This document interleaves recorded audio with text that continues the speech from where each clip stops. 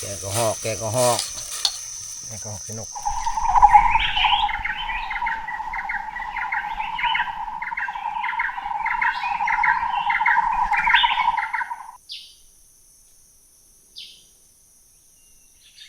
ดอกมันถ่วงเนี่ย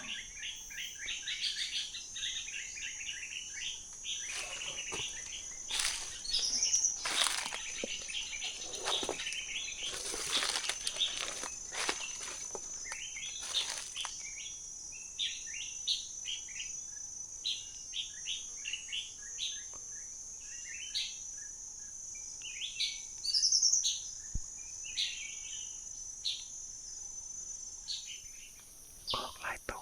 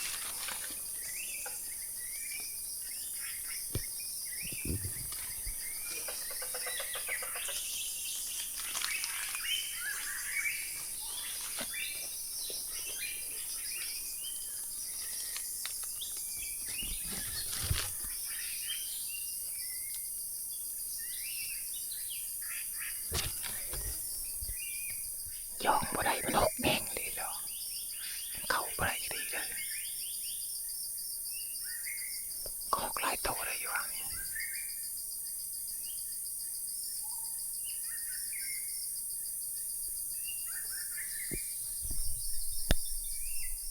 ย่องห้องไทยนี่ก็บ่ทันมันซ้ำไปบ่มเลยเพราะมันหกแห้งป่ามันหกแห้งย่องบ่ได้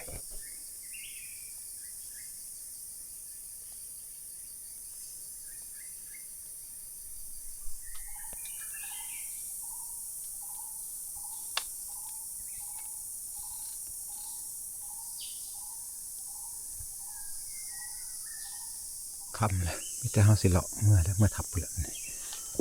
แต่กระหอกตัวเดียว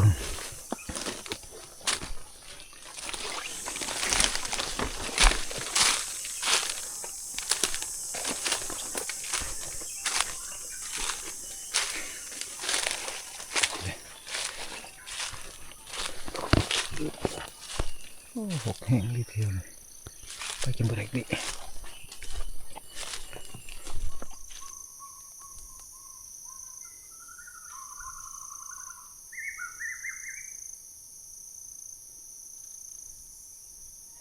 ทีมงานทำมาหมดเลย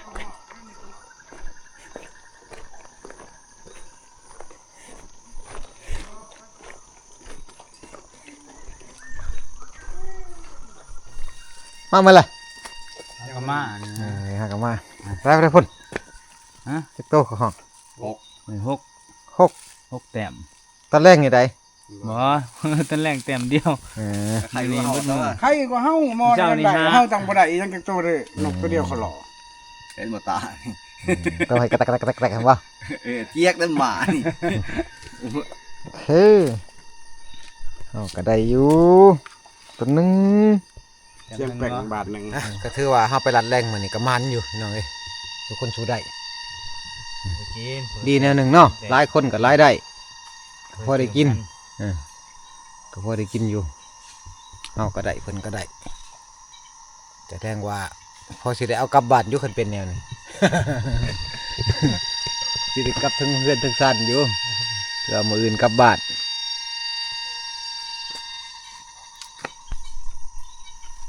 ได้เฮ็ดได้แกงบ่ว้ายเปลี่ยนเมนูใหม่เมนูใหม่แล้วเอาตลาดงานได้ก็ได้เนาะตลาดนะ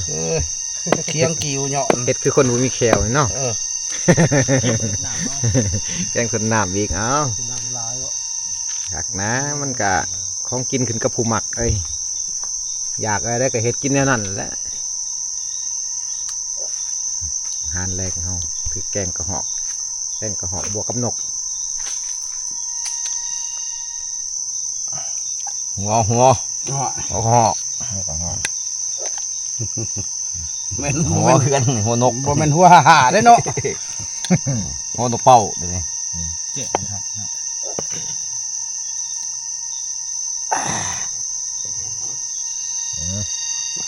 แกงสดน้ำแกงกระหอกใส่นกแกงใส่หม้อ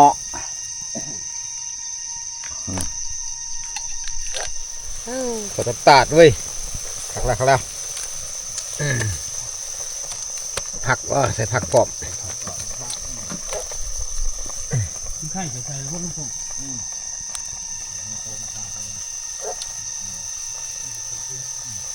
มือกุกรวมหิดจะหน่อยเนี่ยเปลี่ยนกันมาปรุงอีกเป็นเรื่องนิดหน่อยเนาะเปลี่ยนเมนูใหม่เนาะเอาลุยกินเหมือนเดิมรสชาติคือได้บาทเนี่ยมันคือกันก็บลาบนี่ดีลาบก็มีได้คมเว้ยคงผักเว้ยคมลำกินน้ำร้านจำบอกกันทานกันดิน้ำกันโอ้มันสุกให้มันตัวใหญ่ในกว่าเว้ยเอากินตัวหน่อยแล้วเพิ่นอยากให้มันตัวใหญ่อยู่เอาบ่ได้สะพานบ่ถึงมันเอาคุณกูหันอีกเอาเงี้ยยังหลักอยู่เนาะพูดในแลนด์เช่นกันกำหนดไทยเป็นว่าสิหายกันเนาะยอมแล้วโอ้เกียดเป็นหลับจะกังวลนวดเกียดนี่หิวคนเนาะเปลี่ยนอาหารใบ แกงยุ่งใส่ผักเนาะผักอีกลุย ผัดผัก โอ้ผ่านคนไปก่อโมงกรอบนี้เนาะเก่งหลายเพิ่นได้หลายกว่าโมง ด็อกเตอร์ได้ทับไข่แตกแล้ว นกกันนั่นตัวหนึ่ง นกก็ไม่ยิงเอาในบ่อนอนนี่ ไอ้บอกคนป่วยให้เด้อมันดุย ดุยแล้วหนึ่งเลยหนึ่ง พ่อกระหอกต้อนหิวเขายังมาเมื่อย บอลลูกจะเด็กเลยปั้นเขาปั้นเขา มันยังแล้วก็จะกระจักแล้วมือยังคิดแตกอยู่บ่เว้ย เอาได้เอาขักเอาได้มากินโดยเฉพาะ สดตีบิดเนาะ จำข้าวครับเลย จำมันเขายี่กับเขาอ่ะ นอนเลิก นั่นแหละลาบกันหมูคุยเสียเขาจำเท่าไหร่เขาไล่กับหมูคุย ทำกันกับผู้สดได้หมอจำโจ น้องจำโจปักน้องเบิ้ง มันก็บกวาบแล้ว สาม จำโจ เถื่อจำก็ยังมืดมันคือเนี่ยเขาจำ3 เถื่อมืดเลย จำนิ่นๆเนาะ จำโจเขาว่าจำแซ่ แต่คงกินกับคงกินหันหอดอากาศหันหอดเขาหันหอดโอ้ความสุขหมักผักเนาะสุดนานี่เล่าให้เธอเด้อ นักแต่ปักตู้แล้วก็ยังบ่ยัง กินผักไหนดิ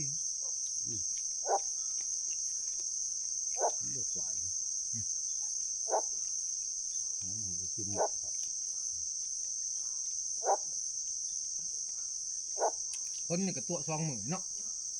มือมาจะวิดอุ่นลืนวันนี้กับตั้นเฮาหลับกับหอกเอื้อมากไม่ได้เป็นมาหายไปหมดเพราะว่าตกแห้งจะว่าสิได้จับอย่างอื่นพอแถวนี้เขาจะได้จับอื่นได้ห้องอื่นมันใบใหม่มันแก่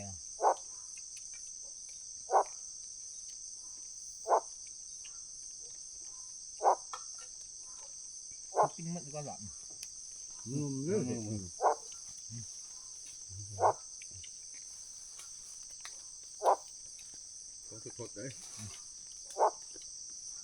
ดุยคนโอ้เผ็ดว่าล่ะว้าใส่ลูกโดดอะไรด็อกเตอร์เศร้าเลยเอาเลยเศร้าไว้แท้กินเตียงหึงเลย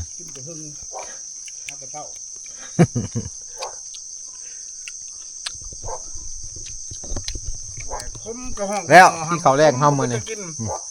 แกงกระหอกใส่นก ผมจะเบื่อกับหมอ อิ่มเนาะกินเขาเนาะ โอ้ยเท่านั้น ทำมากินอยู่ป่านี่กินคักเห็นป่ะกันอยู่บ้านไม่อยากบันไดน้อยบ้าน จบเจ็บ กินบลับก็มากินอยู่ป่านี่มันกินยังกระแซ่บไม่ใช่ละห้องอวดอยู่นี่กินข้าวแล้วข้าวบนไฟมันเนาะ โอ้ยสุดเลย โอนนกว่าผู้เดียวว่าคืนเนี่ย โอ้ยว่าผู้เดียวตะบิดก็นอนหลับแหละหมู่วันหมู่นอนบ่หลับมาตัวเองมาว่านำบ่ใช่หมอย แค่ว่าข่อยก็นอนง่ายแต่เนาะข่อยนอนเนาะ ว่าผู้เดียวอาบนักแล้วว่ะ โอ้คักแล้วพันสุกนอนเนาะ คักแล้ว เด้อไอ้ใส่เปียขาดเลย บ่ยาน ขาดหูจักแล้วเนาะหอดดิ้นเลยนี่คือเส้นหน่อยแท้ อันนี้เส้นนึงแบ่งครึ่งไปทั้งโลเดือนนี้มานอนวางครึ่งตัดครึ่งกันดิ พันเขามาอยู่ผู้เดียววะนะฮะมาอยู่ใกล้หมู่แท้คนนอนก้นแงกออกบ่ คนแห้งแล้วหมด บ่ได้ก้นออกแงกออกจากหมู่บ่จักไผได้ลืมสังเกตขึ้นนอนรับก่อนหมู่ เฮาคนกับพ่อเฮาได้ โอ้พย่างเพื่อได้กั้งครับมีแผนบ่มื้อนี้ เห็นไหน มีแผนเลาะบ่เลาะ เลาะ แล้วขึ้นสุดท้ายมื้ออื่นกลับตัวมื้ออื่น อ่า เด้ให้แล้วนี่พอกลับอยู่ดอกมันเติบอยู่พอได้กินอยู่ดอกทั้งลูกทั้งเมียเนาะ บางดิ ด็อกเตอร์นี่สมขอบแม่บ้านมาอยู่เนาะด็อกเตอร์เนาะ ยังบ่ทันจุบสับ ยังบ่ได้จบ เนี่ยก็สิมานอนแถวอันบ่อื่นก่อนแล้วฉะนั้นเราหายแล้ว